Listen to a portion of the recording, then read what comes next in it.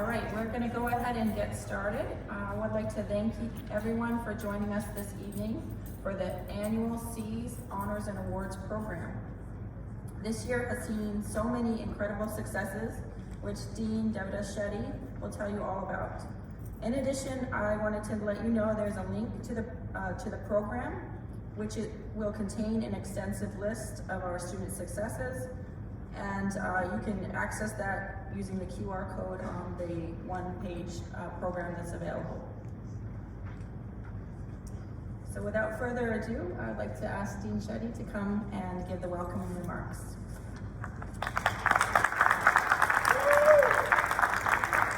Thank you, Dr. Rhom.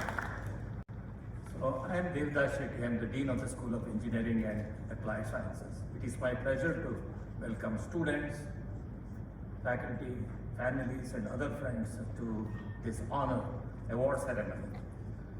This is an important function of this year, actually, when we honor our graduates and their accomplishments. An honor function such as this is a wonderful way for our school and the community to recognize and celebrate the choices and sometimes the sacrifices you have all made. It is not only the recognition of graduates, but also help and support given by friends, parents, and other faculty to make you successful. The last 3 years had been a challenge to all of us as we come out of pandemic. We commend you for your ability to respond with excellence. Before I introduce the main speaker today, I want to talk about C's, and we had a good year of lot of accomplishments. So our growth is very much in line with the priorities, strategic priorities of President's Equity Imperative Plan. We continue to prepare our graduates for a variety of career opportunities through a combination of hands-on experience, which we call theory and practice, exposure to state-of-art technologies. Our special feature of C's students is to have the opportunity of doing undergraduate research before they graduate. Very few institutions have that ability to do that. Many of our students are taking advantage of this feature. We continue to reinvent ourselves by reaching out to our stakeholders and partners in academia, industry, and the government. Looking at C's, I want to thank all faculty and staff members of C's for their dedication. Our department chairs, especially Dr. Kate Line, Chair of Mechanical Engineering, Dr. Pradeep Behera, Chair of Civil Engineering, Dr. Paul Cote, Chair of Electrical Engineering, Dr. Brianna Wellman, Chair of Computer Science and Information Technology, as well as our Associate Dean, Dr. Ludwig Nitze. Our program directors are Dr. Lara Thompson in Biomedical Engineering, Dr. Jiajin Zhu in Mechanical Engineering, Dr. Brian Hicks in Civil Engineering, Dr. Don Jiang in Computer Science, Dr. Amir Sharania in Electrical Engineering. Then we also had new programs this year, led by Dr. Mahmood in Computer Engineering and Dr. Antene Girma, which is in Cybersecurity. Then, in addition, we have the Master's Program Directors, Dr. Nian Zhag in Electrical Engineering, Dr. Lili Liang in Computer Science, Dr. Azam in Civil Engineering, Dr. Pawan Tyagi in Mechanical Engineering, and Dr. Cote. Paul Cote is the Program Director of our new PhD program. I want to give special thanks to Anne Langford and Mr. Hung Ha for working and coordinating today's program.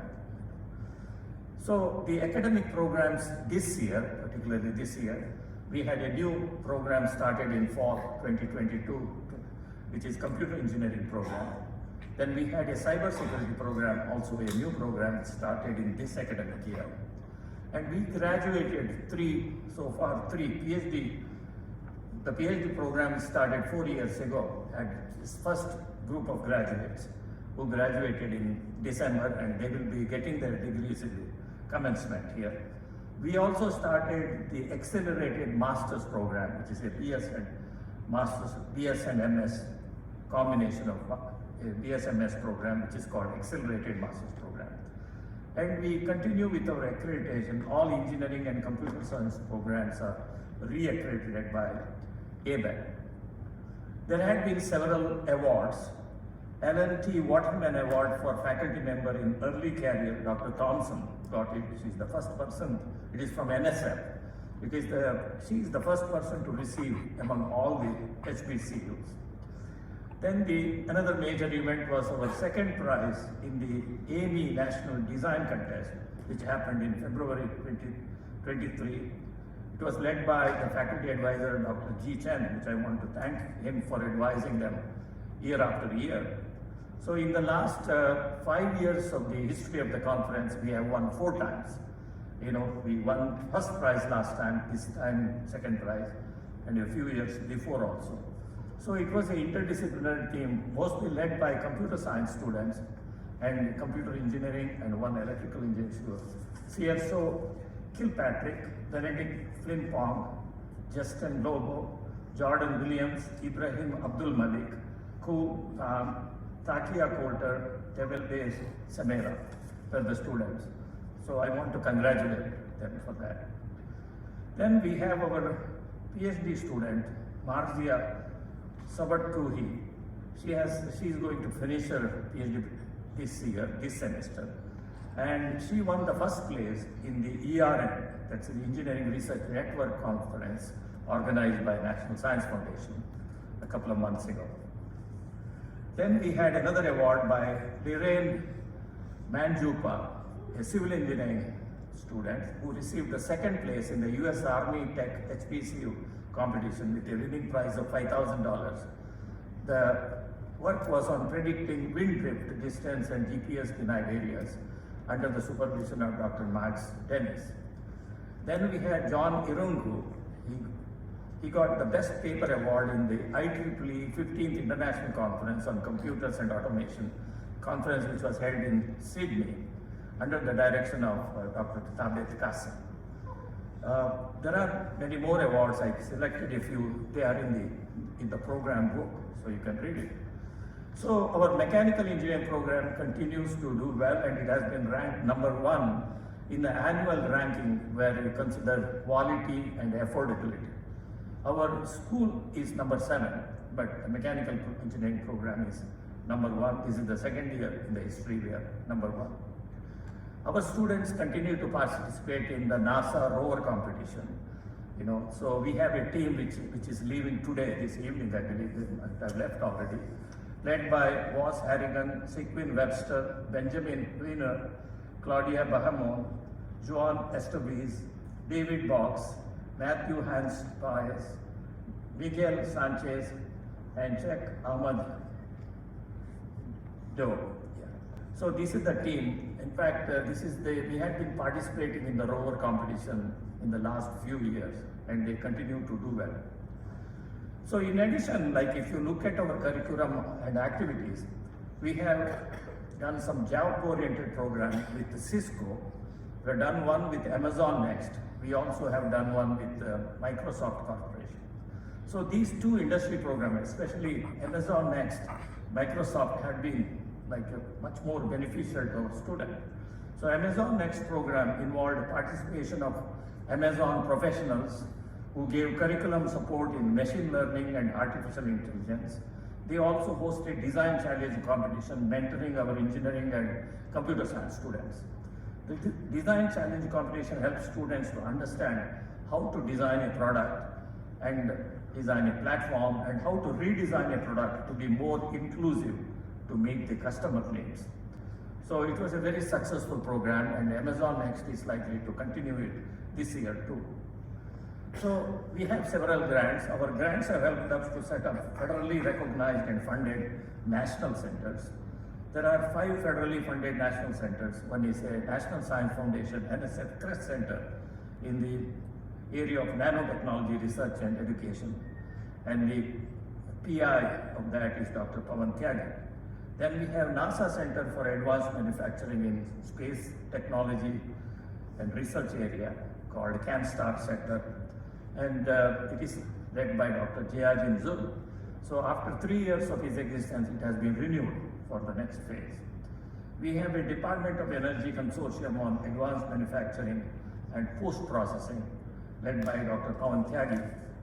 We have a NIST program for professional research and advanced technology, mainly materials, high precision inspection, microscopy, and so on, led by Dr. Kate Klein. Then we have a National Institute of Health, NIH Star Center for assistive rehabilitation for setting up a research facility in gait balance assistive technology led by Dr. Thompson. Now this center is about to set up because it will have a lot of equipment and redesign of the labs. So our grants, if you really look at, these are the main centers, but our grants have come from several other areas too. We have NSF grant, we have NASA grant, we have Department of Energy grant, Department of Defense grant, Air Force Officer Sponsored Research, AFOSR grant, NIH grant, and the NIST grant. We have one from Naval Surface Warfare Center, Department of Aging and Community Living, National Security Agency, Department of Agriculture, and also from industries. So some of you have visited our labs, so you might have seen we have increased partnership with industries. So we have entered into collaboration with industry with the shared goal of expanding the number of underrepresented talents entering engineering and computer science. That is the goal. We have collaborative projects with NASA and Air Force that involves research on 3D printed wick structure for heat pipes, phase change materials. This is led by Dr. Zhu and his colleagues. Our collaboration expanded to include NASA Goddard Space Flight Center this year and Marshall Space Flight Center also. We are working with the Navy lab in Bethesda in the area of lithium-ion battery simulation program. And our collaborations continue to be with the MMSA, which is the nuclear industries like Y12, Kansas City Nuclear Complex, in the area of nanoscale sensor. And we are also working with industry like Oak Ridge National Lab. We are improving and working with them on improving the surface quality of parts which are produced by additive manufacturing. In fact, the NASA Center is also working with a company called Advanced Tooling Technology in Pennsylvania. We are developing efficient cooling system for satellite. So all these are part of these grants and the NASA Center. So at this point, I want to highlight some new research created by our emerging faculty, recent faculty in some ways. I want to pick one from one or two areas. So they are going to be our future technological leader. One is Dr. Max Dennis, mechanical engineering. And he has a big grant from US Army Combat Capabilities Development Command, Army Research Lab. The award is focused on acoustics and seismic sensing for urban environment. So he's setting up a center of excellence which focuses on the study of acoustic seismic transmission in built or urban environment. This research presents a powerful opportunity to both advance basic research in this area that of critical importance to Army and also to fill the gap in the scientific community. Not only is Professor Dennis' work providing Army with important new knowledge, but he and his team are serving as leaders who are at the forefront of research on the transmission of information within built environment, like our campus, okay, with implications for multi-domain operations, intelligence, surveillance, reconnaissance. So there are several students who have been working with him and going to the conferences quite often. The second one in electrical engineering, Dr. Amir Sharnia. So he has a grant on the acquisition of advanced robotics and autonomous vehicle technology for research, smart grid system, and then he has built the lab, and some of you might have seen it. He's looking at the application of AI in advanced modernized power system and smart grids. He's also working on developing wind speed models for wind-generated power system. Dr. Don John in computer science, and he is working on a collaborative research, which is mainly multi-dimensional uncertainty awareness in deep learning framework, and this program is funded by National Science Foundation. And in electrical engineering, I also want to mention about Dr. Hong Mei Dang. She has a competitive 400,000 grant recently awarded from Department of Energy to increase the stability and efficiency of perovskite photovoltaic cells. It's a type of a cell. By changing the material used for electron transport layer, which facilitates the transfer of electricity from perovskite material to the metal electrodes leading out PV cell. It makes the photovoltaic cell more efficient. She also has got a couple of MRIs, major research instrumentation grants in the area of scanning electron microscope with focused ion beam, and also setting up physical property measurement facilities using Versa Lab to support her nanotechnology research with education. So she's also, being an electrical engineer, she also works in the area of nanotechnology. Right now she's working with the 4 universities in California University System, and also with NCANT on setting up a ERS, Engineering Research Center, for innovative co-design and workforce for emerging integrated microsystem actually. Then from civil engineering, I want to talk about Dr. Azam Hussain, and he has a Department of Defense grant, recently got awarded PFAS, which is Pharmaceuticals Emerging Environmental Contaminant Analysis, using certain specialized instrumentation. He has also got another grant from National Science Foundation related to water, energy, food, climate nexus for the purpose of research as well as teaching. And then USDA grant for methane and hydrogen production from agricultural waste using anaerobic digestion. Then from civil engineering, I want to talk about Dr. Brian Hicks. He has a $1 million NSF grant which will establish a Center for Climate Change Analysis at UDC. The core research of the center will analyze climate change impacts of sea level rise and extreme environment using game theory. The key outcome of the research will be the ability to identify robust design strategies for coastal communities that protect against the array of potential future climate scenarios.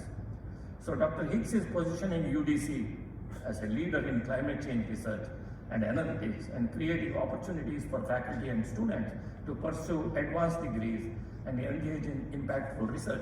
Because as you can see, that all of these grants have component which is a scholarship for masters and PhD. That's where the funds go. And then computer science department, we have the leadership of Dr. Wellman and our colleagues leading a NSA program to enhance the capability of cybersecurity. Dr. Kazim is working on a Microsoft grant to increase the support of the participation of STEM students, so that the program, they are more exposed to engineering and computer science. So overall, the industry and government partnership has helped us to grow our graduate program, especially the PhD program. The students have the opportunity to conduct independent research with faculty as a part of their academic program, but also at the same time get financially supported. So in the front of the jobs, these graduates are securing jobs and internship in many countries, top countries like companies like Intel Corporation, Boeing, Google, Boston Scientific, US Patent Office, Lockheed Martin, NASA, Naval Research, to name a few. And several recent graduates are pursuing graduate degrees in very top universities with full scholarship. So about 22 to 23% of our graduates pursue graduate degrees every year.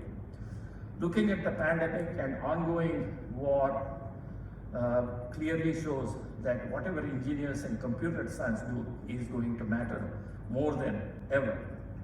Then this year, we have also graduated 3 graduates who got their PhD degrees. One is Temeshu Zoldi,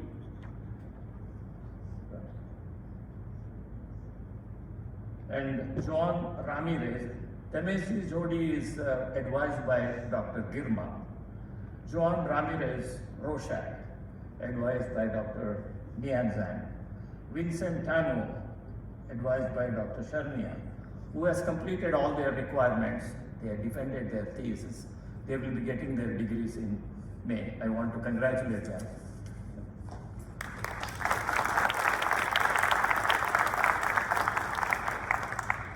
So UDC engineers and computer scientists constantly being recognized for the values that have defined who we are, the academic excellence and focus on well-being of our students and community. So on behalf of SEAS, I have no hesitation in saying we are most proud to have you represent us out in the world. Okay, so we are proud of our UDC graduates. So thank you. So at this time, I want to introduce the main speaker, keynote speaker.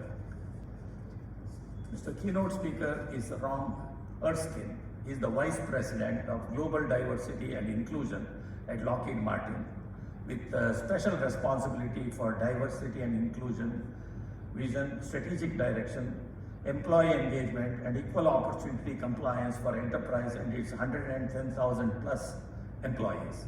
In this role, he works closely with the business area and HR executives, talent acquisition, management leaders, communications, and external partners to drive diversity and inclusion throughout and thought leaders and impact. Mr. Erskine is a consultative senior leader with over 20 years of experience in large, mid-sized, as well as small business environment, where he has demonstrated success in strategic diversity and inclusion, planning and growth, council leadership, business resource groups, change management, employee engagement strategies, diversity recruiting, and product and program management. Having spent the early part of his career in marketing, software product development, and sales strategy, he also brings strong line of business experience to complement award-winning D&I experience, like the diversity and inclusion experience. Prior to this role, Mr. Erskine was Director, Global Diversity and Inclusion at Lockheed Martin's Aerospace Business Area.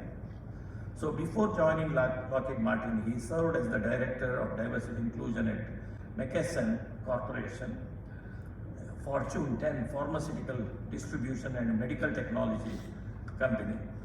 Previous roles also include Director of Diversity, Inclusion and Multicultural Affairs at Harland Clark Holdings Corporation, where his focus extended to internationally as well, leading the company's global advisory team, which functioned as an internal knowledge database, providing guidance to project teams and individuals to reduce the cultural learning curve during international acquisition. Mr. Erskine supports a number of community and professional organizations, including past, present board of directors position with Advancing Minorities Interest Engineering, that is AMI, the National Black MBA Association's Atlanta chapter, Clark Atlanta University's Business School, and the Center of Visually Impaired and Zoo Atlanta. He is a native of Huntsville, Alabama.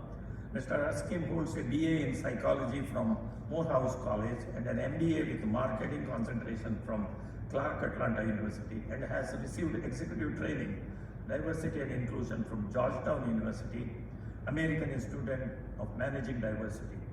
He has been selected as one of the top 40, which is under 40, Georgia's best and brightest, according to the Trend magazine.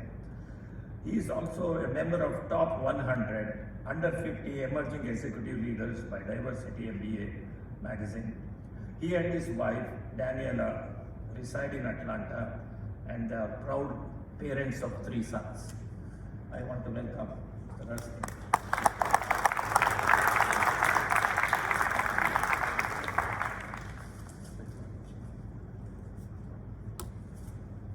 Thank you. I got to shorten that bio. All right. Good evening, everybody. All right. Thank you all for having me. Thank you, Dean Shetty, for inviting me. But thank the school, and thank the professors, the SEAS department for having me, for giving me a great tour of the facility earlier today. I got to see some great projects, everything from nanotechnology to robotics to drone technology. So it's great to see some of the things that are happening here in the labs. Also thank President Mason for taking a few minutes to meet with us earlier today.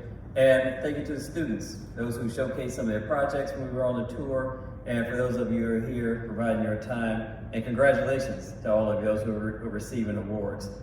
Give yourselves a round of applause for that.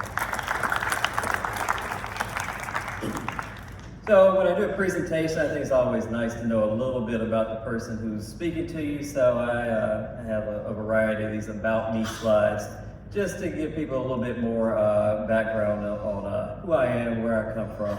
And if you saw me at the Northeast Decision Science Conference, don't worry, I've got a different slide. Okay, so just a little bit about me. On the business side, you can see there a lot of things that Dean Shetty talked about. I'm responsible for global diversity and inclusion at Lockheed Martin. Really the work is broken down into 3 areas. The one is the traditional diversity and inclusion, that's education, engagement of employees, promotion and growth in careers. Also the recruiting aspect, right? That's the part that gets me engaged with the University of DC and other HBCUs and minority serving institutions. Second part of that is compliance. So as a government contractor, the country's largest government contractor, there's a slate of compliance requirements that we have. And my team oversees a great number of these, particularly as they relate to things like accommodations, whether it be medical accommodations, or we saw a big boost in activity during the pandemic, where people had pre-existing medical conditions, maybe need to be out of the workplace, and also in the safety protocols that we put in place as a business continuity measure. And then the third part is investigations. We have 3 investigations teams. I lead one that handles any accusations of harassment, discrimination, or retaliation based on a protected class. Thankfully, we don't have many of those, but it is nice to have policy in place at an organization that prevents that and has non-harassment policies on the books. In addition, when I look at client groups, you see that ELT, I got a lot of acronyms there, but the executive leadership team. So that's our CEO and his direct reports. We've got an opportunity to meet with them pretty frequently. We've got a standing meeting with the CEO every quarter. We have an opportunity to meet with him 2 weeks from tomorrow to give an update on all the things that are happening within our programs and our initiatives. Also work throughout the business. We have 4 business areas, so I get to work with each of the leaders in there, get to work with their recruiting teams, with their talent development teams, as we build and grow a workforce that is not only diverse, but is actually representative of the availability, right? The market availability that is out there. We want to make sure that we have a workforce that is reflective. And I won't talk too much about the focus areas. I think we've really covered a lot of those. But we'll go over to experience. About 25 years or so experience, and it has been a journey. If you see that the little arrow next to experience, it's an arrow, and it starts, and it's got a lot of twists and turns in there before you get to the current point. And I like to tell people that anybody who you look at who has had a successful career, it's not very likely that it has been a straight line to get where they're going. There are usually lots of twists and turns and unexpected things. I'm going to spend some time talking to you about those. But you see there on the second line, it's not a typo. I had forced in there, crossed it out. I really was fortunate, even though I was forced. I was also fortunate to work harder before I worked smarter. So when I was in high school in the 11th grade, I was looking for a job, and at my mom's company, there was a job you could get. They would hire employees' children. They paid $11.25 an hour. Now, minimum wage was about $4 at that time, so I thought I got it made.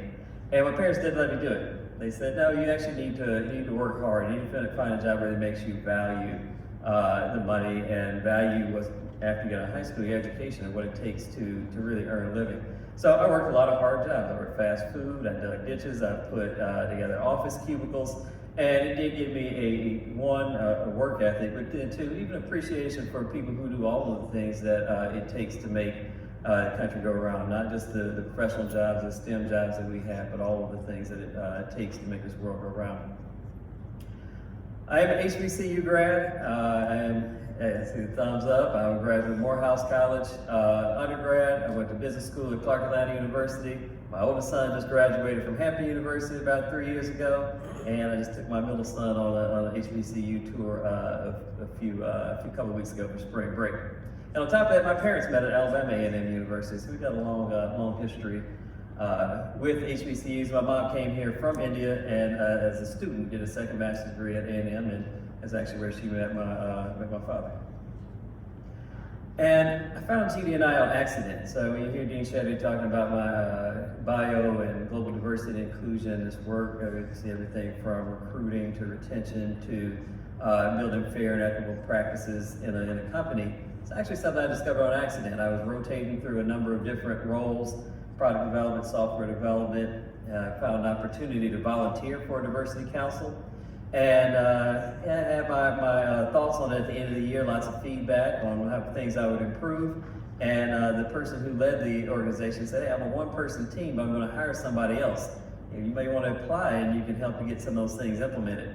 So I did, I applied, I planned to do it for 2 years, and I've done it most of the last 14 years. Not exclusively, I've gone back into the business a few times, but it's the type of work that keeps pulling me back. All right, I like this opportunity to create opportunities, right? To find talent and put that talent in the spotlight and give it an opportunity to grow.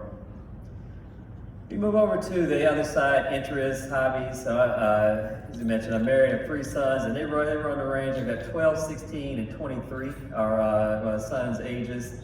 We've got a large extended family. You can see on one of those pictures, we like to get together. Most of us are based in the Atlanta area, so it gives us an opportunity to get together pretty frequently.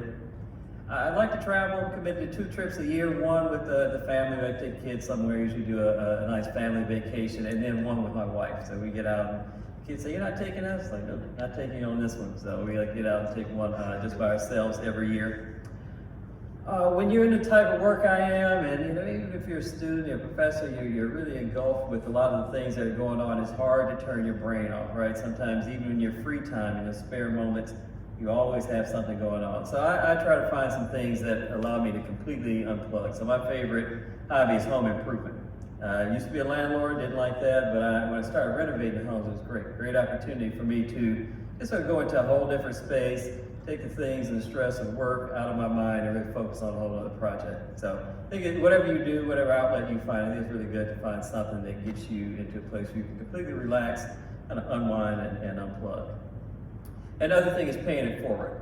Right, that's a big thing for me, whether it's as I was just walking down, I was talking about a couple of boards that I serve on. All those things are designed about paying it forward. I did not get here on my own. I didn't get here just with the help of my parents. There's so many people in my network and throughout my life who have helped me get here, whether it's advice, encouragement, opportunities, training. And so every opportunity I get, I try to pay that back. You can see there the logo, in addition to the pictures of me and the kids and some of the work they're doing, the 2 logos up there in the corner, that's the Morehouse and Clark Atlanta logos. When I was at Morehouse, we had an opportunity every Thursday morning to go to something called Crown Forum. I call it an opportunity now. Now, at the time, we had to be up and be in there at 8 a.m. sharp every day, every Thursday, rain or shine, spring, winter, off campus, you had to fight traffic and come in. So it felt like a chore at the time, but it really was an opportunity. And we got to go into the chapel, which is named after Dr. Martin Luther King Jr. that's there on campus, and hear from leaders, right? Usually business leaders, sometimes alum, and talk about their careers. It was great to hear from them. But as I was listening to them, there's a little bit of a disconnect because I was hearing mostly about their current success, and I wasn't hearing as much about what was the path to get there. I know you didn't just get transported from this seat in the auditorium to this big role that you have and all these successes that you have. How did you get there? And I'm not a first generation college student, as you heard, but I am a first generation corporate employee. So that's why I felt a disconnect. I didn't understand what the path was to get from my seat in King Chapel to the type of work that they were doing. And I could tell you, I could say, at that moment, that's when I vowed if I ever got the opportunity, I would be more transparent and tell the path. But I didn't ever, actually at that point ever see myself doing this type of work or being on a stage at King Chapel or here or anywhere else. It took some time to get there. And as I had more people in my life and more mentors and more leaders pave that way for me, I started to see that and I thought it'd be great. Every opportunity that I get, I'd like to be more transparent about what that journey is really like to get, so to speak, to the top, right, of your field or your profession or the work that you're doing. So we'll cover a few things here, and I wish there was a playbook, right? I wish there was just a magic playbook I could hand you and say, this is all the secrets to success. I would gladly turn it over to you if there were, you know, the 3 thumb rules for success, or the 4 foundations, or, you know, those type of things. But there's really not, right? It's an accumulation of, you know, what you learn, what you experience, and what you start to pull together and aggregate that becomes your building blocks. So we'll talk through 5 areas, not necessarily the silver bullet, so to speak, but 5 areas I think are important, I think that tend to recur and are applicable to any of us, whether you're students, whether you're into your career, these things tend to come back up. So we got the 5 areas, we got some relevant quotes, and some of these are forks in the road, places where we have to make decisions or find ourselves at inflection points. And I'll tell you a little bit about how I worked through some of those myself. First is fundamentals, not inequities. The quote there is, your words are building blocks of which you construct your life and future. Your words are important. The affirmations you give yourself are important. The places you say you want to be and where you want to see yourself are important. And every step of progression, whether it's high school to undergrad, undergrad to grad school, master's degree to PhD, right, grad school to the workforce, every time you're going to start to get a little more comfortable, you're going to have more skills. You're also going to encounter people who have more skills than you do, or are good or special, stand out in different ways that you don't. You have to figure out for yourself, though, that you have to focus on your fundamentals. What are your building blocks? Not focus on those things that you see as inequities or where you don't quite stack up. And for me, it started, I was in grad school. I had a psychology undergrad. I thought I'd go on to a PhD in psychology. But I had to change of plans. I really fell in love with business and decided to do an MBA. And when I got there, I realized pretty quickly that I was around some very highly skilled people who really understood and were well versed in business. I had a classmate who had been a practicing attorney. I had a classmate who was just coming from Microsoft. Another one who would run big marketing campaigns at a consumer packaged goods store. And I was thinking, I just applied for the regular MBA. I think they might have me in the accelerated class. But I had to think about, okay, well, what are the things that got me here? I was a good student in undergrad. I've been successful in that aspect. What are the fundamentals that I have? What are the building blocks? One of the things I was really good at was writing. So written communication was my thing. I thought, okay, well, that'll be my entry point to start to make some sort of splash in this MBA program. So I was committed to getting into some teams with very talented, smart individuals. Whether it's finance, marketing, advertising, management information systems, but there's a lot of group work.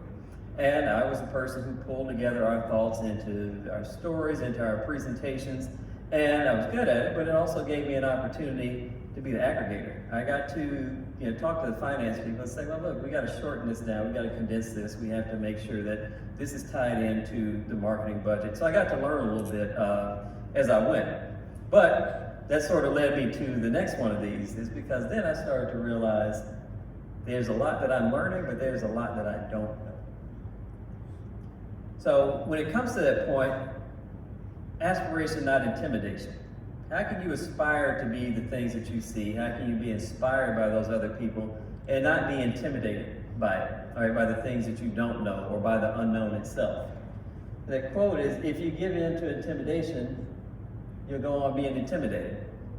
And you don't want that to be a place where you live or a place that you stay. So I had to make a decision. I said, well, all right, I don't want to be a one-dimensional teammate either. I want to learn other things. So I started to learn marketing. I started to read articles and case studies in Harvard Business Review. Then I'd read regular articles that had nothing to do with marketing. I'd see if I could find those marketing gems in there, or opportunities maybe that companies had missed. And I started to add, and I looked back and I was like, hey, I've got another building block. I've got something else. Now I'm starting to be a little multi-dimensional. I've got some layers. And then I got to finance. Whew. So it was not the easiest road when I got to finance. So I don't know who's the professor in the C's department who has a reputation for being tough. Is it Dean Shetty? Okay, I see some hands. So mine in business school was Dr. Ali. All right, so finance was tough. Dr. Ali made it tougher. There was a particular section we were working on and gave homework. Homework was 10 problems. I don't know if it's because I didn't know the material or because every problem took an hour, but I didn't get to all 10 of the problems. So I tried to answer one of them, he came back to me a little later on maybe question 7. He said, yeah, no, doctor, I don't have that answer. I only made it up to number 5. He said, okay. Somebody else answered it. Came back, question number 8. Mr. Erskine, do you have the answer? No, I don't. I only made it up to question number 5. Okay, no problem. Somebody else answered it. Got to question 9, so you start to see where this is going, right? Came right back, Mr. Erskine, do you have? I don't have the answer. So he was an intimidating guy, but I knew in this same instance, okay, I'm not going to be intimidated by it. I've got to go learn it. So I sacrificed my spring break, sat there the entire spring break. I studied. I learned finance. And obviously, Dr. Adley did not have a short memory because we came back for spring break, got to his class, whatever homework, he gave homework over spring break too. You got in there? First question, Mr. Erskine, what's the answer? And I knew it. He asked me question number 2, and his only response after that was, very good. And he moved right on to somebody else. But that's just one of those examples where you can be intimidated by things you don't know. You got to kind of dig deep and find ways to overcome those. This next one is, be inquisitive, not embarrassed. And the quote is, I have no particular talent. I am merely inquisitive. That's actually a quote from Albert Einstein. So he's obviously very modest too, because he had a lot of talent. But that was his quote, I have no particular talent, I'm merely inquisitive. And the further you go, there's going to be fewer things that come to you naturally. You're going to have to really apply yourself and learn. And there's a group of things that you learn, you research, and you figure out on your own. You study, you learn it on your own. There are other things and other places where you have to ask questions. You'd be better suited to ask questions, or it's faster to ask questions. And sometimes we don't want to do that. My internships, I was in grad school, went to my internship, I didn't ask questions. I had a lot of questions in my head. Number one, things like, why do we have so many acronyms? What do all these stand for? A lot of questions. But I realized people didn't ask them. And that was sort of the culture in the company. It was, you don't ask questions in the meetings, you wait until afterwards, you go talk amongst yourselves and ask the questions. And when we came back that fall, two of my classmates, both guys from Nigeria, said they realized the same thing, and they were curious. They said, we were so curious. We were in these meetings, we asked questions, nobody else asked questions, but clearly they didn't understand because they asked afterwards. And so the culture, it was different for them, and but their leaders appreciated them asking those questions. And if I look at where I am now in a leadership position today, I appreciate the questions that people ask me. I actually enjoy sharing my perspective. I would much rather take some time, answer questions, provide clarity about the work we're doing, about the strategy, about the results of the data or anything else, rather than have people leave there and ask somebody other than me who may not know, or to be confused and not understand what we're working on. So I actually like those questions, to receive those, and I just encourage you all to continue to ask questions, to be inquisitive. It's different schools of thought or philosophy on is there such thing as a dumb question? Maybe, but I don't think you're at any risk of asking a dumb question if you're really being inquisitive and looking to learn and grow.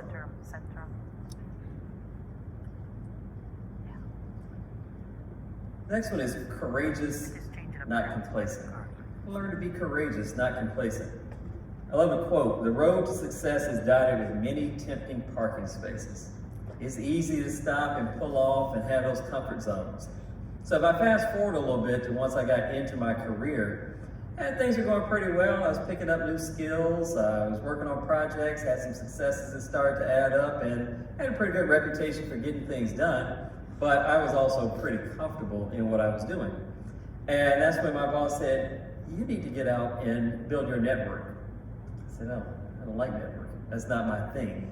I enjoy my space behind my laptop in my Excel documents, doing my thing, and that's what I like. And I had a bad experience. I had been to the National Black MBA Association a few years prior to that conference.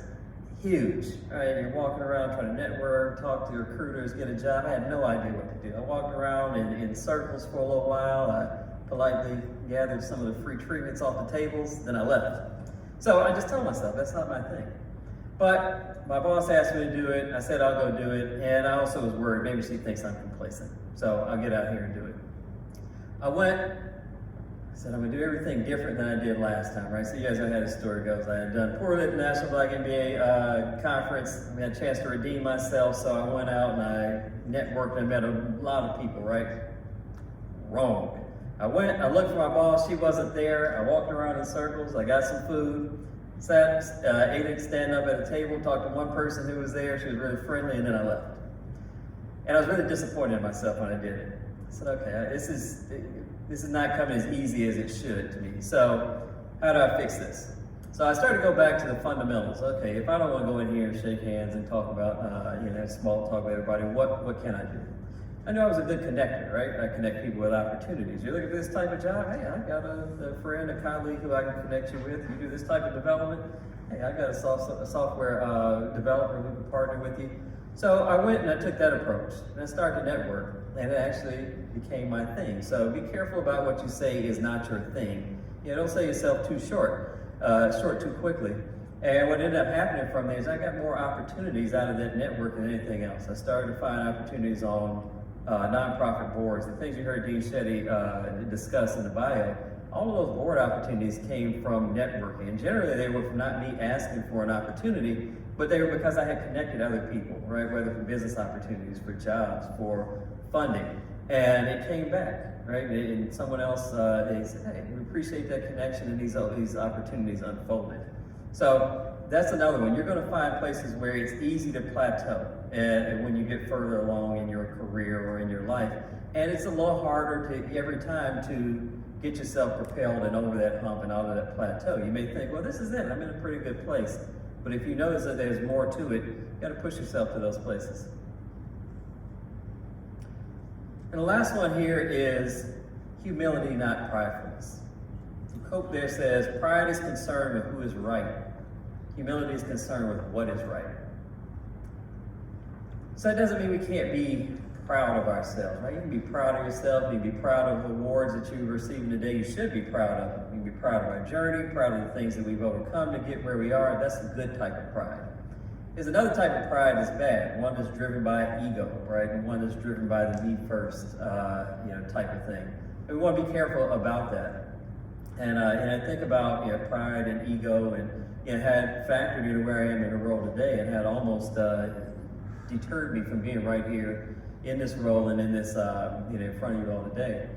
But I was coming from a position at McKesson and was recruited by Lockheed Martin.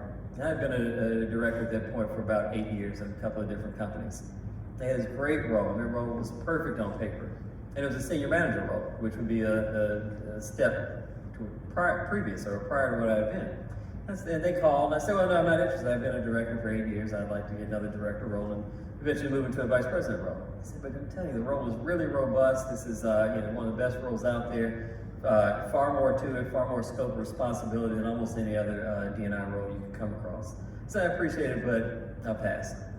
They called back and said, well, will you take one call? Will you take a call with a leader? So I did, had that call. It was interesting, I will say.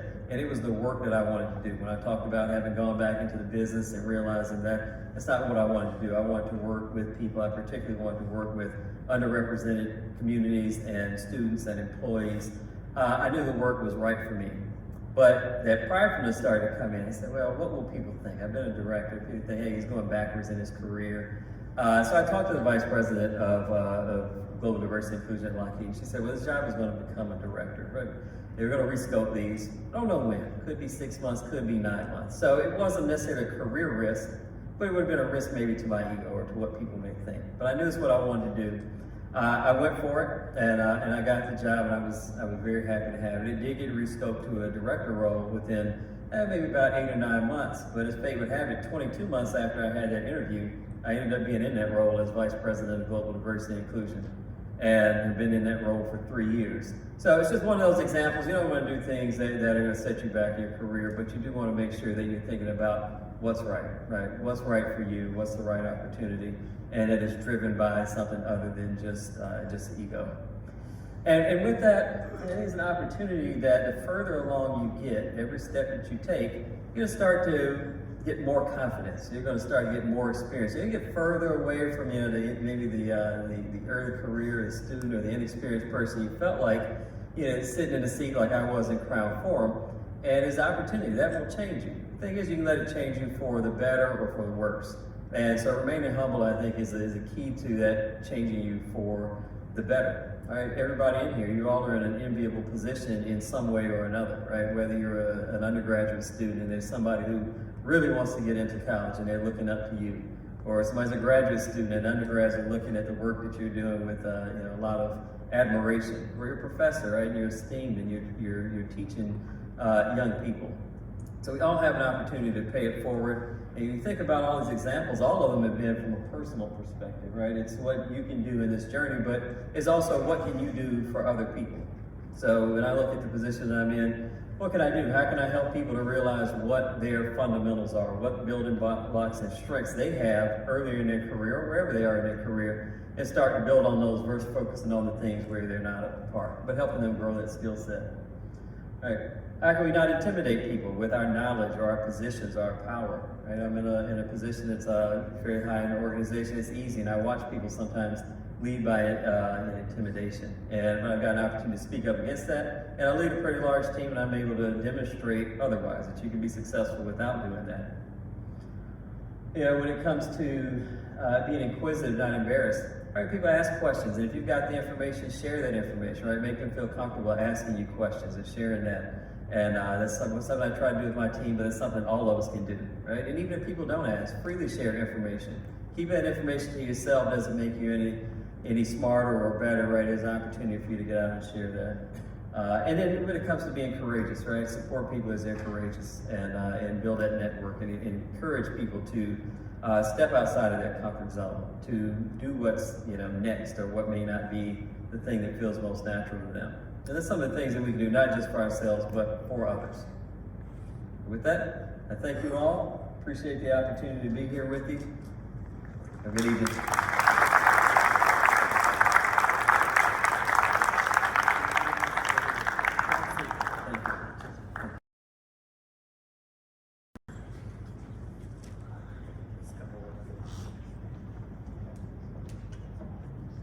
Thank you so much, Dr. Erskine, for sharing your ideas about growth and how to continue that throughout your career. It's funny how, I was going to say, it's a little funny how Mr. Erskine has come all the way from Huntsville, Alabama, and at the same time we're sending a team of our students there to compete. So you guys may be rushing past each other in the airport. So for this next, these special awards, I'd like to ask, is Dr. McCrary maybe available to come up and distribute?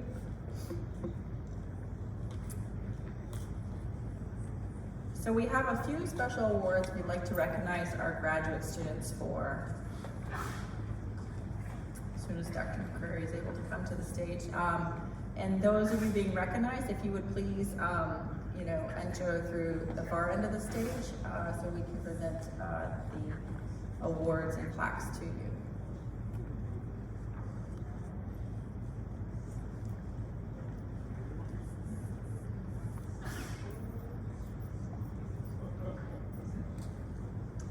So our first award, Mr. Hoff, okay, goes to Justin Ann.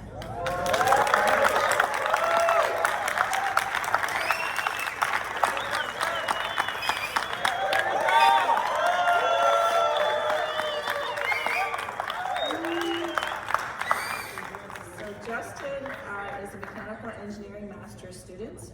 He was a former undergraduate at UDC, and we'd like to recognize Justin for his service. He has been instrumental in supporting the mechanical engineering department in our courses, laboratories, and projects.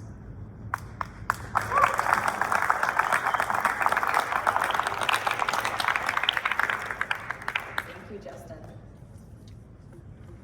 Our next award goes to Bang Bai, or Kevin, as some of you may know.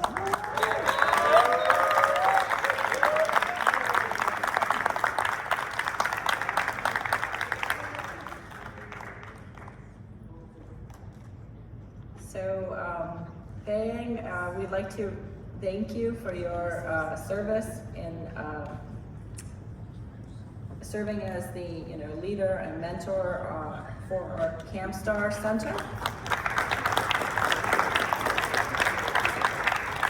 And that's the NASA Center for Advanced Manufacturing. And Kevin has been leading a tremendous amount of outreach efforts and tours and numerous events. So we thank you, Kevin.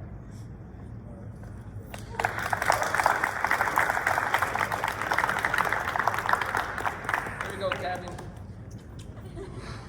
The next award goes to Rachel Gizal.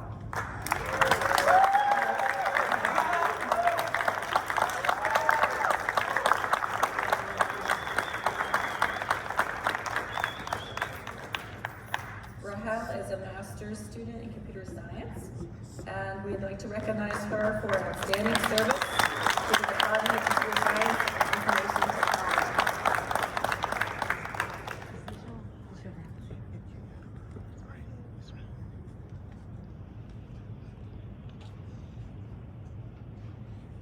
Congratulations, Rahel. Thank you.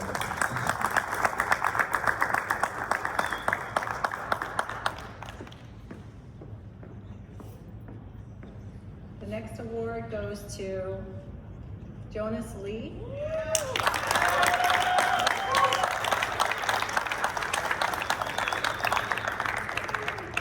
Jonas is a civil engineering master's student, and he's being recognized for outstanding research.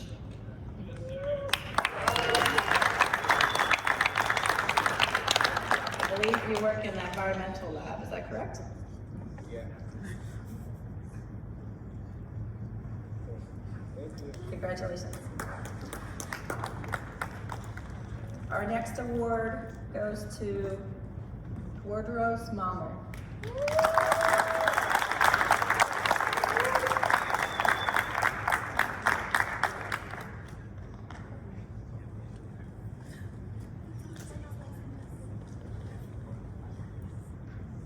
Wardrose is being recognized for outstanding service to the electrical engineering department and computer engineering department, for outstanding service to IEEE. I know that he's been there for numerous tours and to show off the drones lab in particular. And we'd like to thank you for your service and wish you luck in pursuing your PhD in electrical engineering.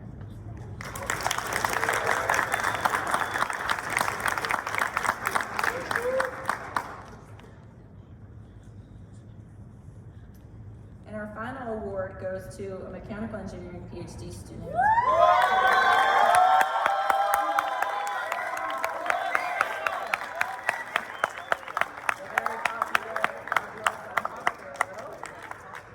Unfortunately, Pablo cannot join us tonight since he is on his way to Huntsville, Alabama. So he's going to be the cheerleader for our rowing team competing tomorrow. And that concludes our special service awards to our graduate students. Thank you, Dr. Patricia.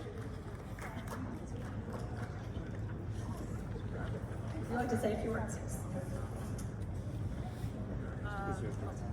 First of all, let's give all of the special awardees another round of applause for all of them. I just want to thank Dean Shetty, Dean Nitschke, Dr. Klein, and all of the professors and staff who really support the School of Engineering and Applied Sciences, and especially on the special awards in terms of TAs and graduate associates. Back in the prehistoric days when I was a graduate student, I remember that a lot of the things that I had to do was to change pump oil on vacuum systems as a physical chemist. And at that time, I got paid about $500 a month. I think you get paid a little bit more now in 2023. And hopefully through the National Science Foundation, they're trying to increase that for graduate students. But one of the things that taught me, and I think I got out of the from our previous speaker, Mr. Erskine, was that it taught me resiliency and gave me a confidence in working in that laboratory and having to solve those problems, as well as my friends who were TAs in teaching students that were coming in and trying to explain things like quantum mechanics and thermodynamics. So with these type of experiences, I encourage you to either get a laboratory experience either here at the University of District of Columbia, a teaching experience here at the University of District of Columbia, or an internship external, whether that's teaching or research, because I think as Dean Shetty has said, it's about theory and practice. And while theory is good, you need to get your hands dirty. You need to go out there and engage people, understand those difficult conversations, and those tips that were just given from our previous speaker is extremely important. So again, we, on behalf of President Mason and Dr. Lawrence Potter, welcome and thank you for all you've done for this semester, and keep being your possible. Thank you very much.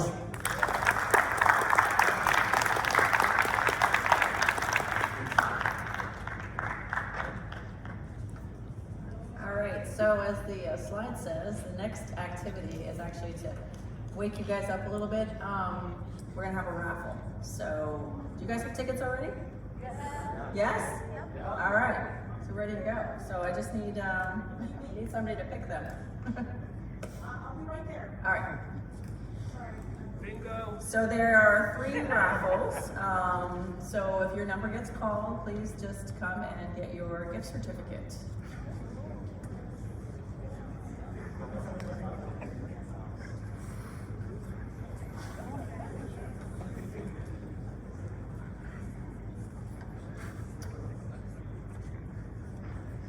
Following the raffle, we will next proceed with the academic honors. And just to inform everyone, the Dean's List recipients, you will be getting those certificates through email from the Dean's office. Okay, so you'll get a certificate in an emailed certificate. Those with additional academic honors like top student, straight A, etc., we will be naming those students to come up to get their awards on stage.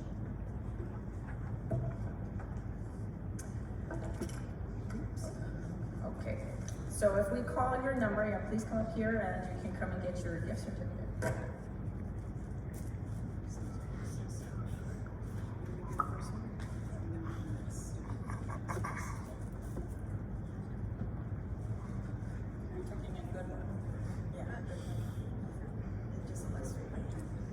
Okay, 256.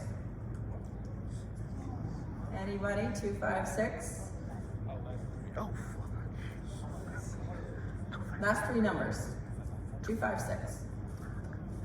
We're gonna going once, going twice, going for another one. 260.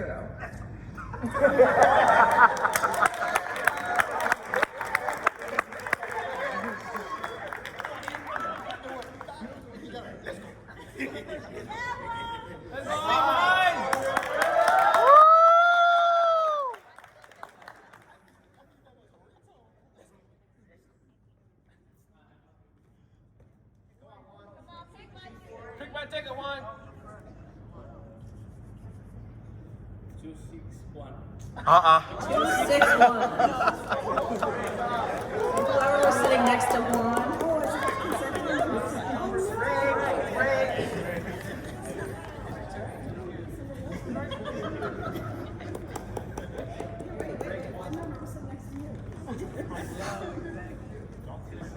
Two 6-2. One more. 280. 280.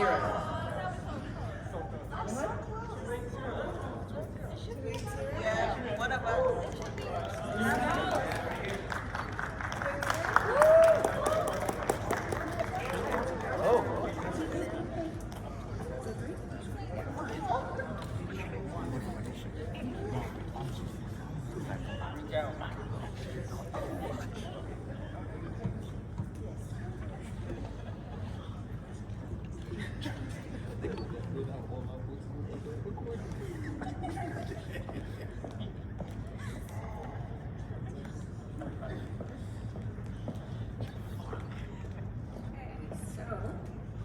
The next achievements will be shown and displayed are the Dean's List Award recipients.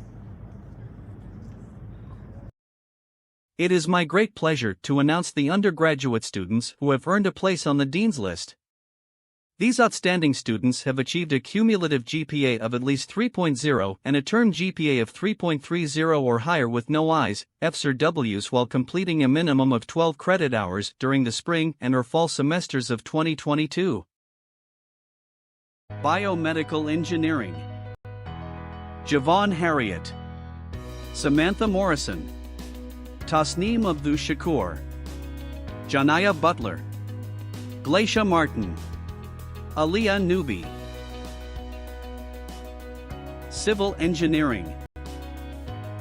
Ayab Alamu, Talia Walesa Detasoy, Janelle Baxter, Christine Hanna, Darren Noel, Cedric Wea, Joshua Allen, Nimesh De Silva, Josue Melgar, Dennis Portillo. Computer Engineering. Tamika Gamillion, Kashay Barnes. Computer Science.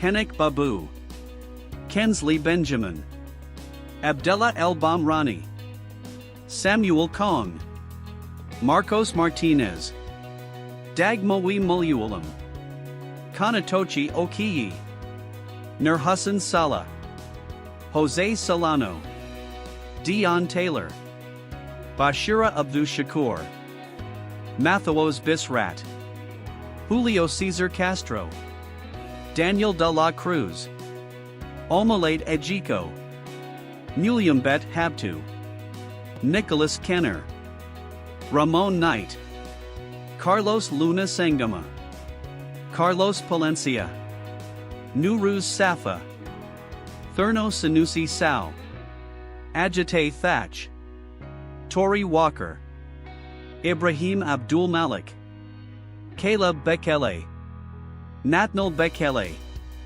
Takia Coulter, Luandrew Cousins, Michael Gashaw, Samrawit Jebra Hiwat, Harun Jebra Meskel, Okweave Horn, Quan Huynh, Caleb Kelly, Mariah McKee, Thomas Mirit, Kyle Nolan, Ira Moselle, Manuel Pimentel, Carlos Sack Mendoza, Anij Sharma, Michael Smith, Jeremiah Sofawara, Italia Taylor, Muse Tesfaye, Fabrice Wansi, Jermel Watson. Cybersecurity.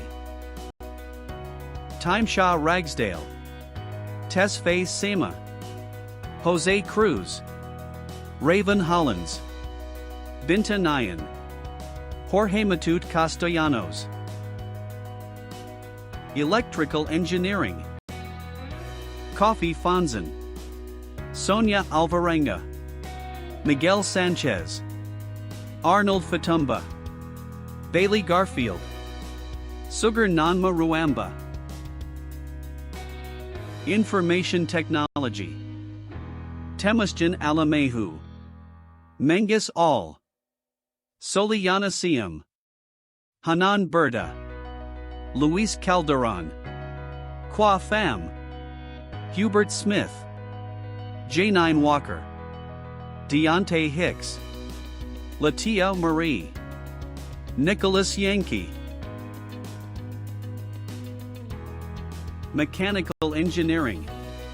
Corey Carter, Daniel Fulford, Terrence Graves, Karen Marquez, Bushira Musa, Keno Thompson, A-Sun Truth, Marilyn Andrade Guillen, Serge Brohiri, Matthew Brown, Dylan Donaldson, Chak Daw, Melissa Prado Valdivia, Hervé Cabral Sanjachamba, Antonio Simo Durrell, Benjamin Weimer, Hamza Abdelaziz, Jason Alberti Medrano, Hans Matthew Bays, Claudia Bauman Lopez, David Box Garcia, Hayden Brown, Chance Eden, Juan Estevez Hernandez, David Ferrafino, Mariona Franco Martin, Voss Harrigan, Bettelheim Mengesha, Mawusin Zonu, Joseph Stilgenbauer, Steve Tagu, Abdulbazit Telha, Danielle Thompson, Ryan Walker, Seclaine Webster.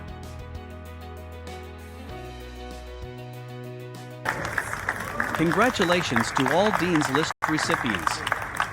Your certificate is on the way via email. I invite Dr. Esterosa Sonia to the podium to announce the names of the honor roll recipients. To those whose names are called, please come forward to receive your certificate. And now the honor recognition. High honors. Undergraduate students who earned a cumulative GPA of 3.6 to 3.79 while enrolled full-time during the fall 2021, spring 2022, and fall 2022 semesters in college-level courses with no I's, F's, or W's. Alea Newby.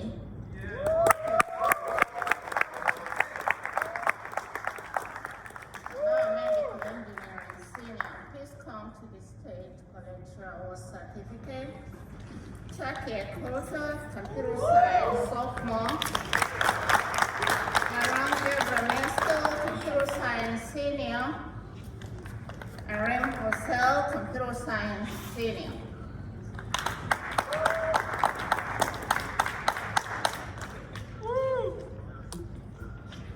Still continue with the honors. Mariona Franco Martin, mechanical engineering junior. Daniel Thompson, mechanical engineering junior. And Matthew Bays, mechanical.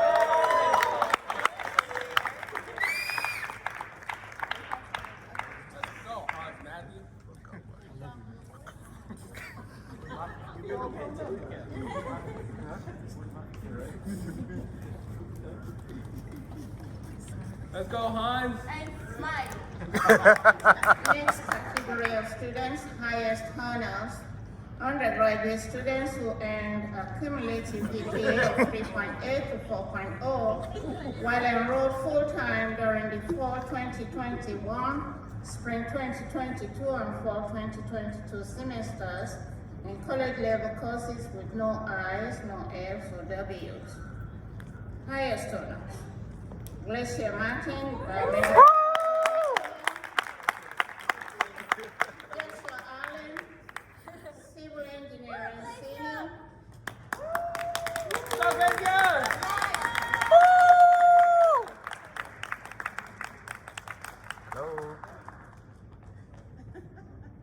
Mr. Tesfaye, computer science sophomore. Carlos Mendoza, computer science senior.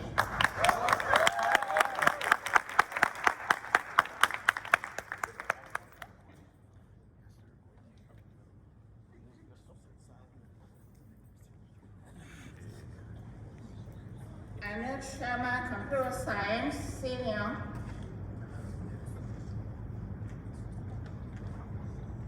Italia Taylor, computer science senior. Jamel Watson, computer science.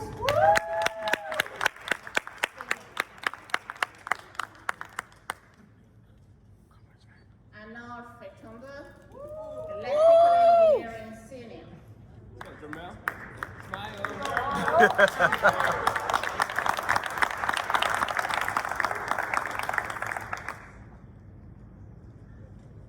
Bailey Garfield, electrical engineering senior. Arnold.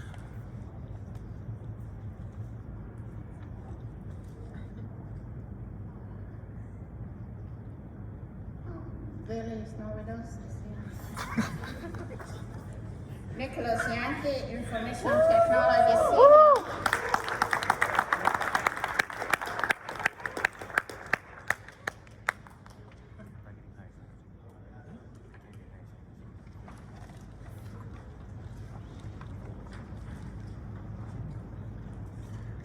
Cycling Webster, Mechanical Engineering Junior.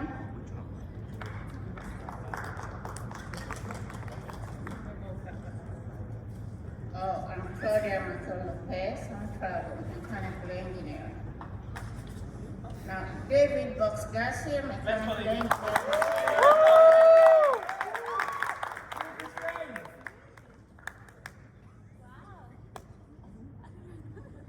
Hayden Brown.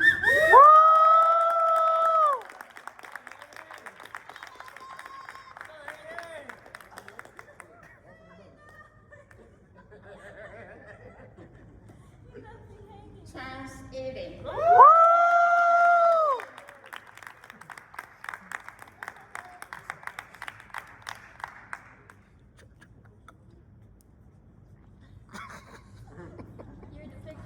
No, wait your turn, man. You wait your turn. Damn. John Esteban Hernandez.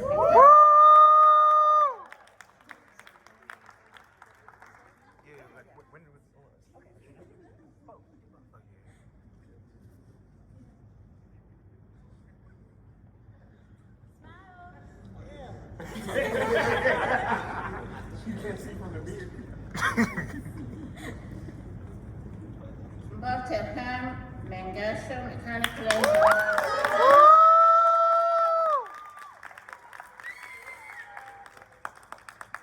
Let's go, babe. Juanito.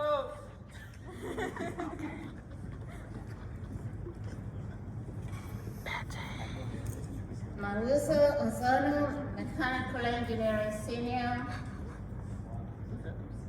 Joseph Stegenberg, Mechanical Engineering Senior.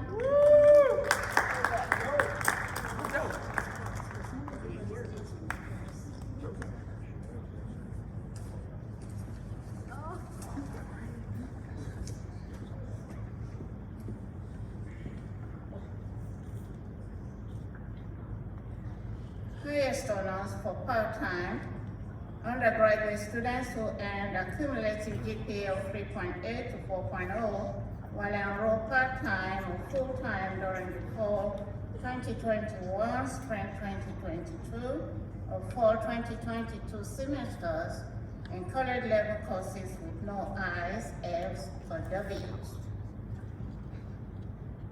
Highest honors for part-time, Michael Tobias, Biomedical Engineering Senior, Tobias.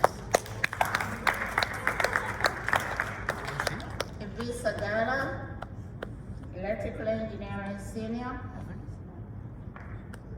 Patricia.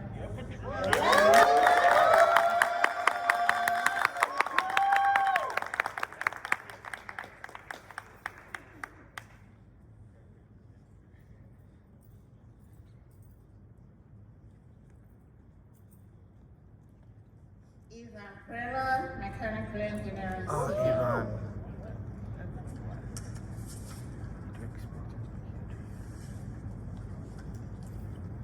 Let's go, Patricia.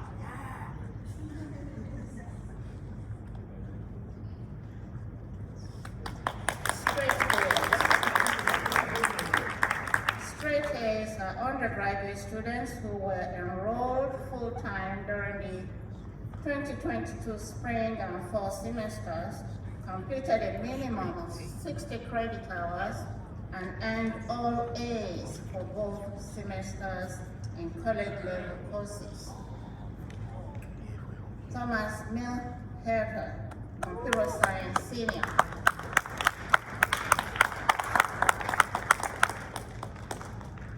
Anil Sharma, Computer Science Senior.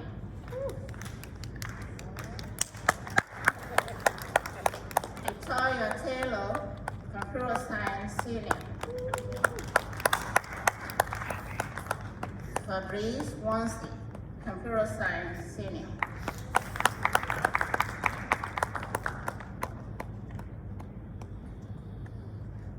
Joshua Allen, Civil Engineering Senior. Arnold Fetumba, Electrical Engineering Senior.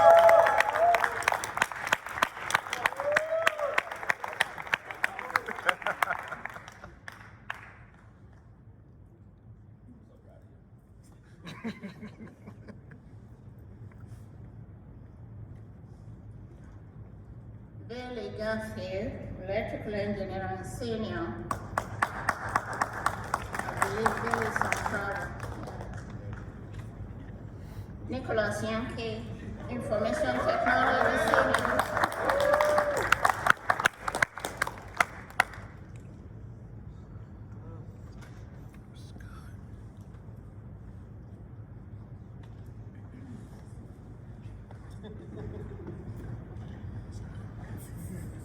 Sergey Webster, Mechanical Engineering Junior.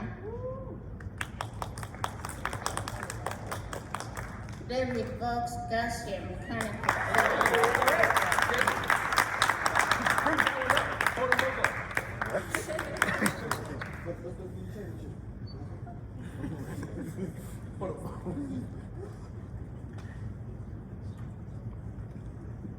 Chance Eden.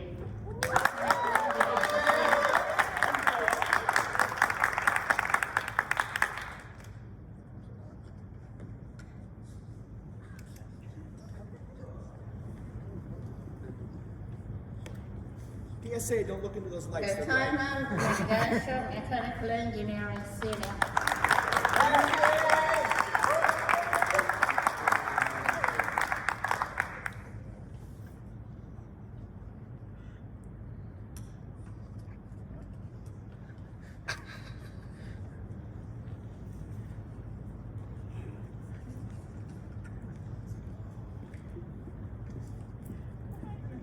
Go, Betty, go, Betty, go.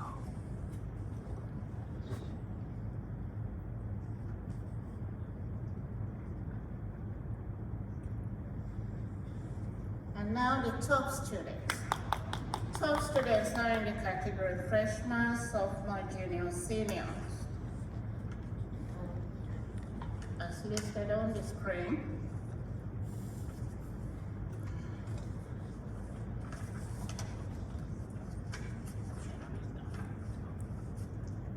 Janelle Baxter, Civil Engineering freshman.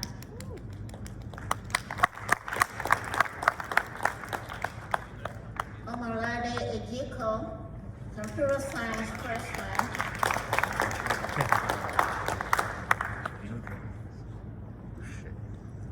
Miguel Sanchez, Electrical Engineering freshman.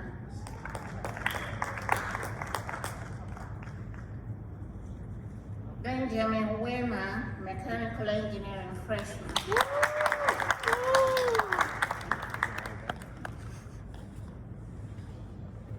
Claudia Bahama Lopez, Mechanical Engineering sophomore.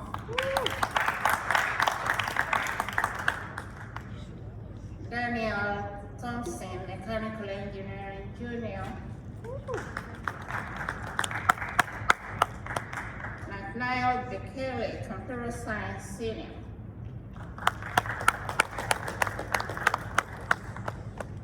Betel Mangesha, Mechanical Engineering senior.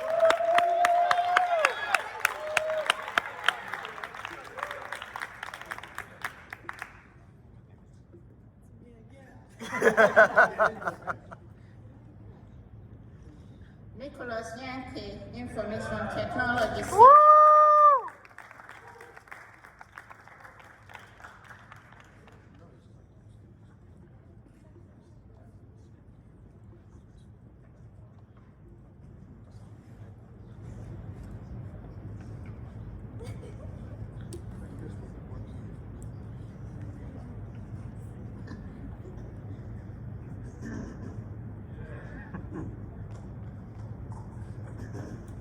Congratulations to all the students awardees.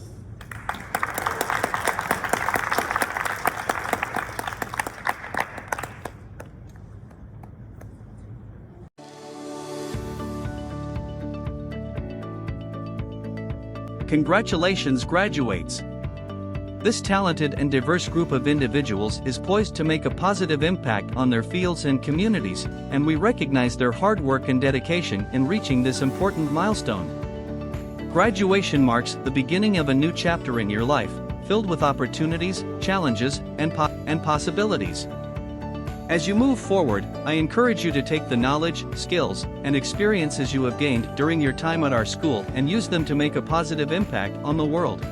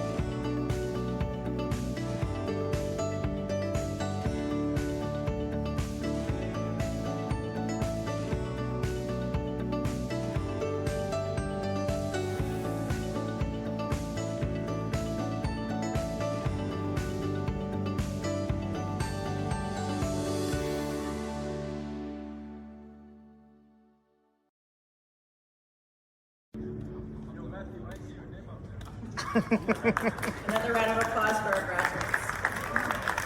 I'd like to take this moment to thank Mr. Ha for taking those videos and putting together the wonderful montage. It was really great to see you guys working on all your projects and activities over the year. The next section here, in the spirit of perseverance, I'd like to credit Dr. Cote with the tagline of UDC, where you finish your degree. So in that spirit of perseverance, our student remarks this year comes from one of our highest achieving seniors, NCs, who attends part-time. Patricia Beaubrun-Reese first came to UDC in 2012 as a transfer student from Morgan State. She pursued courses in computer science and biomedical before finally deciding to major in mechanical engineering and completing her degree a little over 10 years later. She currently practices law and is looking towards combining law and engineering in the area of patenting. We will have to introduce her to Dr. McCrary. As you know, he's been helping us to attain our first patents in C's the last couple of years. So without further ado, Patricia, would you join us on stage?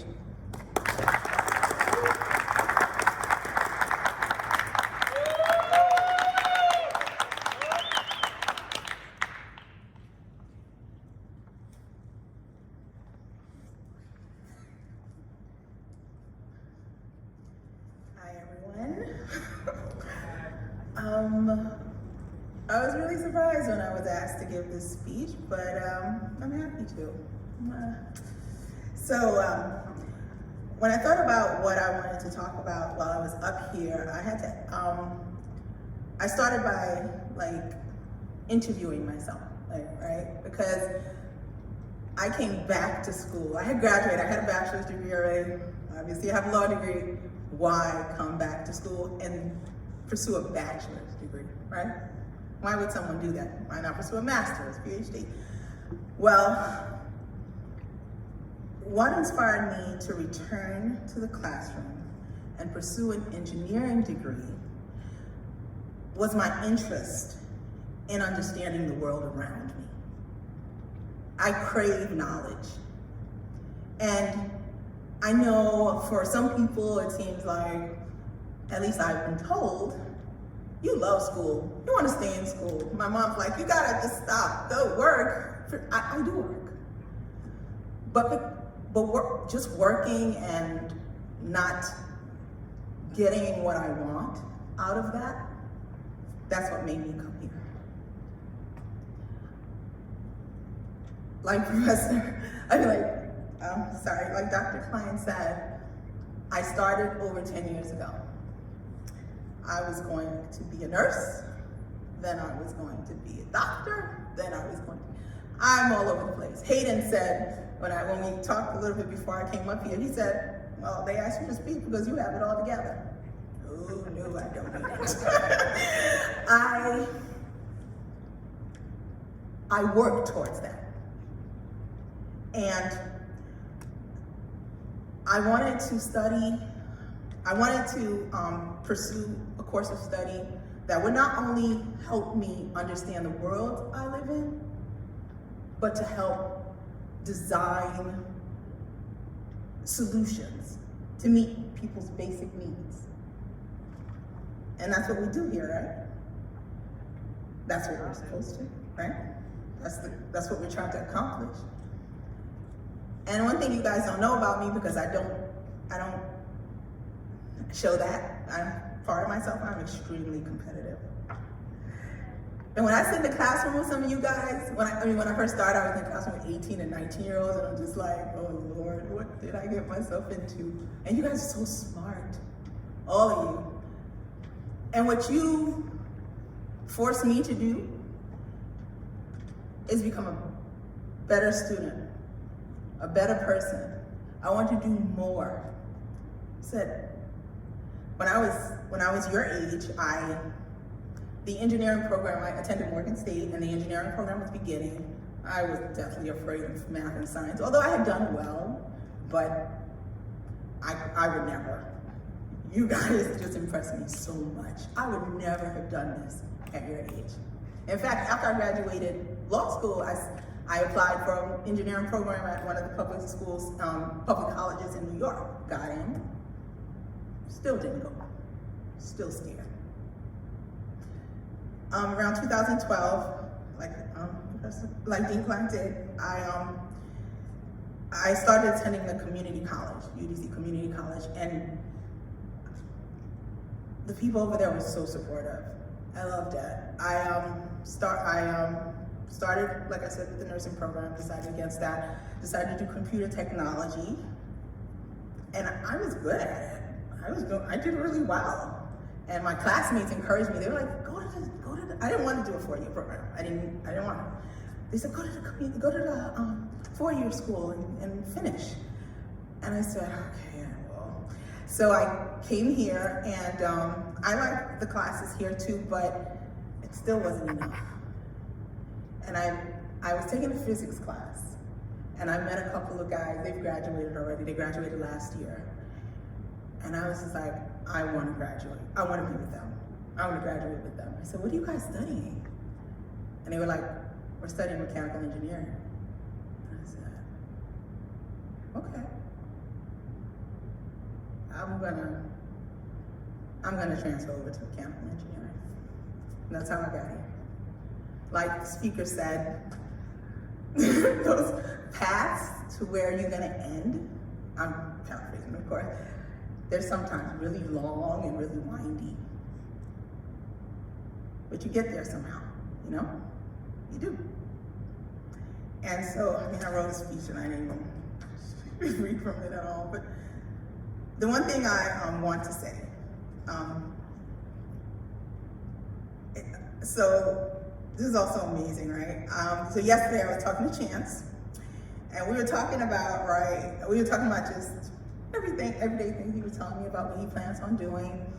And I told him, I said, when I pursued my first degree, I had this professor, and he said, one day you guys are gonna have this card, right?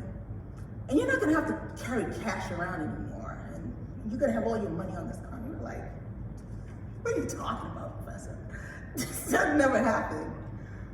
And I was just like, wow. And it did happen, eventually happened. I was like, wow. And Chance even pointed out, we don't even have to carry cards around anymore. We can use our phones. Those are the kinds of innovations and new technologies that we're going to be involved in creating. That is the most amazing part of this journey. And I personally, I look forward to traveling down that path and going on that wild ride with all of you guys. Because you have been an inspiration, you have been supportive and kind. And I think that's all I gotta say today. Thank you guys for listening.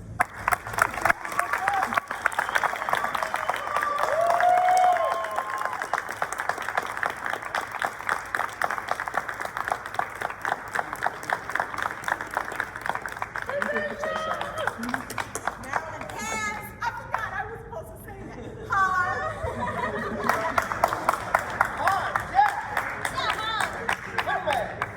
And I'd like to ask now Dr. Nitcha, the Associate Dean of Cs, to come in and give us some concluding remarks and forward thoughts. Thank you, Dr. Klein. To close out the Honors and Awards festivities today, I would like to add my heartfelt congratulations to the happy chorus of congratulations we've heard thus far. Reflecting on the various awards and recognitions earned by all of our students in Cs, including the Dean's List, Straight A, High Honors, Highest Honors, Top Students, Special Service Awards, we see that excellence and achievement have multiple dimensions, and they portend of significant things, great things that you will do. Seeing and celebrating so sterling an outcome draws attention to additional dimensions of fortitude, grit, determination, resourcefulness, and perseverance that you had to draw upon to achieve so much, especially in a time still burdened by lingering after effects of the COVID pandemic and the hardships, uncertainties, and obstacles that it brought.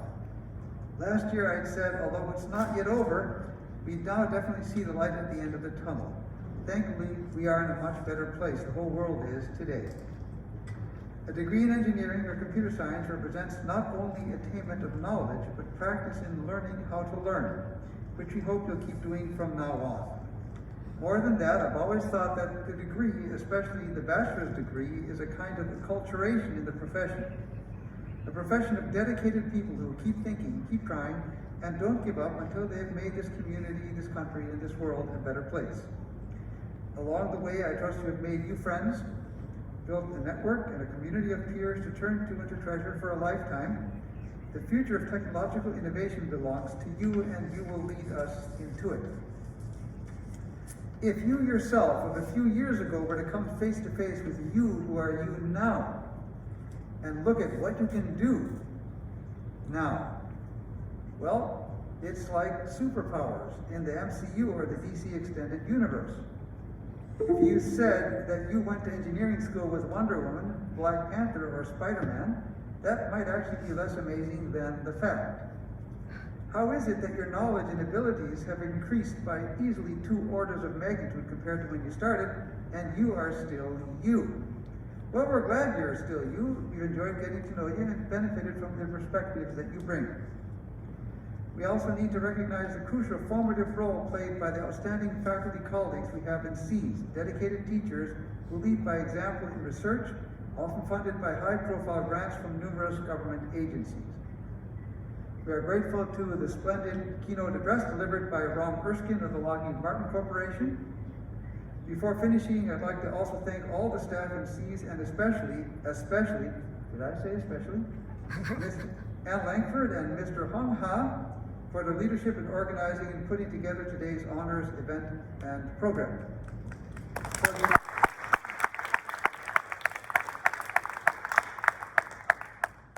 For the awardees and graduates, we're proud of your achievements. We look forward to hearing back about the amazing new things you're doing. Days like this exemplify the hallowed mission of the University of the District of Columbia. Here's what I wish for you. That you will turn the perspiration of effort into the inspiration of achievement. That you'll turn the prose of engineering methodology and calculations into the poetry of innovation and creation. And that you'll continue to prove that the hardest of times can also be your finest hour. Congratulations and Godspeed.